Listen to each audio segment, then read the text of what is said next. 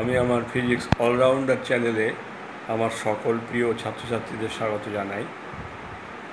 কথা প্রতিশ্রুতি মতো আজ আমি ক্লাস 11-এর ভেক্টরের উপর একটা আর্টিকেল নিয়ে তোমাদের সামনে হাজির হচ্ছি।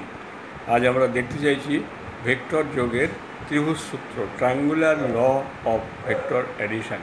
তো তোমরা দেখতে থাকো কিভাবে এই ভেক্টর যোগের ত্রিভুজ সূত্রের সাহায্যে দুটো ভেক্টরের যোগফল আমরা নির্ণয় করতে পারি।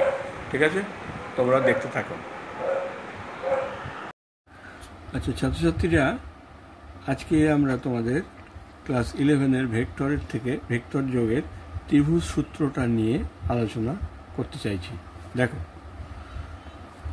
ভেক্টর যোগের ত্রিভুজ সূত্র তার বক্তব্য অনুসারে আমি দেখো ছবিটাকে এঁকে রেখে দিয়েছি তোমাদের বোঝার সুবিধার জন্যে। সেই ভেক্টর যোগের ত্রিভুজ সূত্র কি বলে না, দুটো এক জাতীয় ভেক্টর, অবশ্যই এক জাতীয় ভেক্টর হতে হবে, কারণ তোমরা জানো এক জাতীয় দুটো ভেক্টর না হলে তাদের যোগ করা যায় না। সেরকম দুটো এক জাতীয় ভেক্টর যদি একটা ত্রিভুজের একই ক্রমে গৃহীত দুটো বাহু বরাবর ক্রিয়া করে, তবে সেই ত্রিভুজেরই বিপরীত ক্রমে গৃহীত অবশিষ্ট বাহুটা ওই ভেক্টর দুটোর লব্ধিকে মানে ও দিকে প্রকাশ করবে। কথা যেটা বললাম সেই অনুসারে আমার ছবিটা আগেই আমি এঁকে রেখেছি তোমাদের কাজের সুবিধার জন্য। দেখো, ও এ এইটা একটা ভেক্টর এ ভেক্টর, এবং এ বি আর একটা ভেক্টর বি ভেক্টর।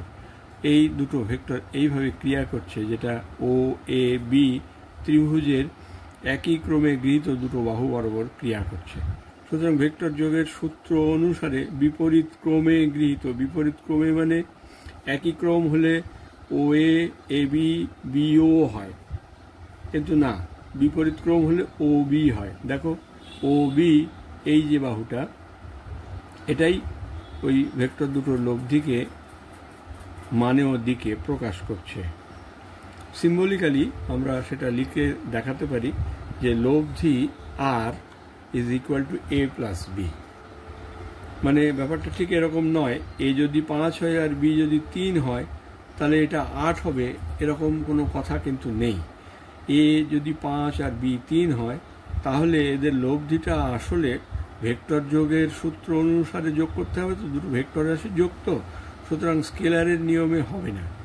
এটা 5 আর এটা 3 হলে লব্ধির মানটা আসলে 8 এবং 2-এর মধ্যে যে কোনো মান ভ্যারি করতে পারে। তো আমরা এই লব্ধির মানটা এবং দিকটা দুটোই আলাদা করে নির্ণয় করতে চাই। তার জন্যে প্রথমে আমি লব্ধির মান আর নির্ণয় করতে চাইছি। লব্ধির মান আর নির্ণয় করার জন্য এর উপর বিডি লম্ব টেনে নিলাম। সেক্ষেত্রে ও বিডি একটা সমকোণী ত্রিভুজ তৈরি হলো, যার ডি কোণটা সমকোণ এবং সমকোণের বিপরীত বাহু ও বি হবে অতিভুজ। আসলে আমাদের সমস্ত রকম ইন্টারেস্টেই ও বির মানটা কত হয় সেটা দেখার জন্য, কারণ ওইটাই তো লব্ধি। তো সেই ও বির মান নির্ণয় করার জন্য দেখো, লব্ধির মান নির্ণয় করার জন্য আমাদের ত্রিভুজ ও বিডি থেকে পাই কি পাই না, অতিভুজ স্কোয়ার ইকুয়াল টু ভূমি স্কোয়ার প্লাস লম্ব স্কোয়ার, মানে O B square equal to O D square plus DB square.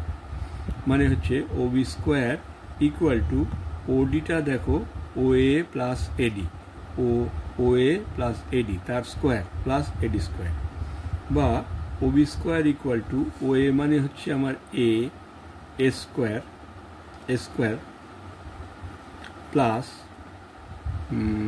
2 ও এর জায়গায় এ বসিয়ে দিলাম। আর এডিটা পাওয়ার জন্যে দেখো আমি একটু এই ত্রিভুজটার এই বিএডি এই ত্রিভুজটার এই যে কোণটা থিটা, সেই থিটা কোণের কোসাইন নিয়ে এখানে দেখছি কস থিটা ইকুয়াল টু ভূমি এডি বাই এবি। তাহলে এডি হচ্ছে এবি কস থিটা, বা বি হচ্ছে বা এডি সমান আমি যেটা বলতে পারি বি কস থিটা। তাহলে এই এডির যে মান বি কস থিটা সেইটা এখানে আমি বসিয়ে দিচ্ছি। তাহলে O A square equal to A square plus 2 O A মানে এ ইন্টু এডি মানে A B cos theta plus AD square plus DB square. Equal to A square plus 2a, আর এডির জায়গায় বসিয়ে দিচ্ছি এ বি কস থিটা মানে B cos theta plus A B square. এই A B square করতে পারছো না, দেখো এই ত্রিভুজের এডি স্কোয়ার প্লাস বিডি স্কোয়ার মানে ক্লিয়ারলি এ বি স্কোয়ার, এটা সবাই সহজেই বোঝো। তাহলে সেইভাবে আমি এটা এ বি স্কোয়ার লিখে দিলাম। তারপরে পরের স্টেপে দেখো A square plus 2ab cos theta, এই এ বি হচ্ছে আমার বি, তাহলে বি স্কোয়ার। তাহলে লব্ধির মান আর স্কোয়ারটা পেয়ে গেছি। লব্ধির মান R square equal to O B square equal to A square plus 2ab cos theta plus B square. অতএব লব্ধির মান R equal to A square plus B square plus 2ab cos থিটার স্কোয়ার রুট। এ পর্যন্ত দেখলে এতে নিশ্চয়ই তোমাদের অসুবিধা নেই বোঝার। তাহলে লব্ধির মান আমরা দেখে ফেলতে পারলাম, এইটা হচ্ছে লব্ধির মান। এবার লব্ধির দিক নির্ণয় করার জন্যে লব্ধি আর এর দিক নির্ণয়, সেই দিক নির্ণয় করার জন্যে যেটা আমরা ধরে নিচ্ছি যে লব্ধি ওবি সেটা ও এ ভেক্টরের সঙ্গে ফাই কোণে আনতভাবে ক্রিয়া করছে। তাহলে আমাদের এই যে ত্রিভুজ ও বি ডি, এই সমকোণী ত্রিভুজ থেকে যদি ওই ফাই কোণটার ট্যান নিই, তাহলে ত্রিভুজ ও বিডি থেকে পাই ট্যান ফাই ইকুয়াল টু লম্ব হচ্ছে বিডি বাই ভূমি হচ্ছে ওডি। দেখো সেটা আমি সেভাবে লিখেছি। Or tan phi equal to বিডিটা লিখে দিয়েছি সরাসরি বাই এই ওডিটাকে ভেঙে নিয়েছি। ওডিটা আমার তো আবার ও এ প্লাস এডি, তো সেই হিসাবে ওডিটাকে লিখে নিয়েছি O A plus AD equal to BD. এই বিডিটা কি, ওই আগের ত্রিভুজটার এই ত্রিভুজের এই কোণের যদি সাইন নিই, তাহলে sine theta is equal two লম্ব বাই অতিভুজ, লম্ব হচ্ছে বিডি বাই এ বি। তাহলে সেখান থেকে BD equal to A B sine theta মানে বি সাইন থিটা। তাহলে আমার এখানে ট্যান ফাইয়ের জায়গায় বসাতে পারছি, বিডির জায়গায় বসালাম B sine theta by O A তো আমার এ, আর AD to B cos theta আগেই দেখে রেখেছি। তাহলে phi is equal to tan inverse B sine theta by A plus B cos theta. তাহলে এইভাবে আমরা লব্ধির দিকটা পেলাম, অর্থাৎ লব্ধিটা ও এ ভেক্টরের সঙ্গে ফাই কোণে আনতভাবে ক্রিয়া করছে, যেখানে ফাই কোণের মান হচ্ছে tan inverse B sine theta by A plus B cos theta. আমাদের হাতে যখন বি এ থিটা এগুলোর নিউমেরিক্যাল ভ্যালু থাকবে, তখন আমরা এই ফাই কোণটাকে তার নিউমেরিক্যাল ভ্যালুতে বের করতে পারব। এভাবে দেখো আমরা ত্রিভুজ সূত্রের সাহায্য নিয়ে লব্ধির মান ও দিক দুটো লিখলাম। আমি আবার ফ্রেশ করে দুটো মান আর দিকের জন্য যে ফর্মুলা দুটো পেয়েছি সেটাকে এখানে তলায় আবার বক্সের মধ্যে ঢুকিয়ে দিচ্ছি। দেখো আর এর মান is equal to A square plus B square plus 2ab cos থিটার টোটালটার স্কোয়ার রুট, এবং ফাই সেটা হচ্ছে tan inverse B sine theta by A plus B cos theta.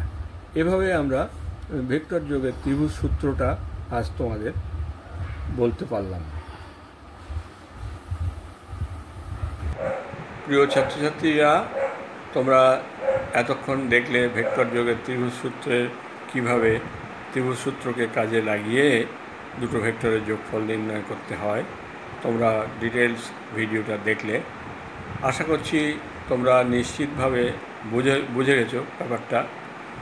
তো তোমাদের যদি কোনো কোয়ারিজ থাকে, আমার হোয়াটসঅ্যাপ নম্বর দেওয়া থাকবে ডেসক্রিপশন বক্সে, সেখানে সরাসরি ফোন করে আমার সঙ্গে কথা বলেও তোমাদের যে কোনো রকম ডিসপিউট, যে কোনো রকম ডাউট কিন্তু ক্লিয়ার করে নিতে পারো।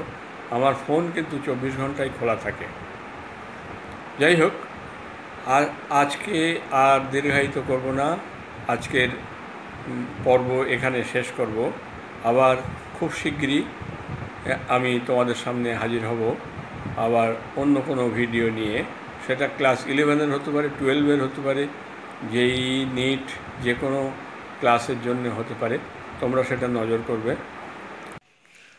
আজকের ভিডিও যদি ভালো লেগে থাকে তাহলে তোমরা ভিডিওটাকে লাইক করো, শেয়ার করো ও কমেন্ট করো এবং আমার এই চ্যানেলটাকে তোমরা সাবস্ক্রাইব করো এবং সাবস্ক্রাইব করার সময় বেল আইকনটা প্রেস করতে ভুলো না। তাতে যেটা হবে, আমি যখনই নতুন কোনো ভিডিও দেব সেটা আগে তোমাদের কাছে তার নোটিফিকেশান পৌঁছে যাবে। ঠিক আছে, তবে আজ এই পর্যন্ত থাক।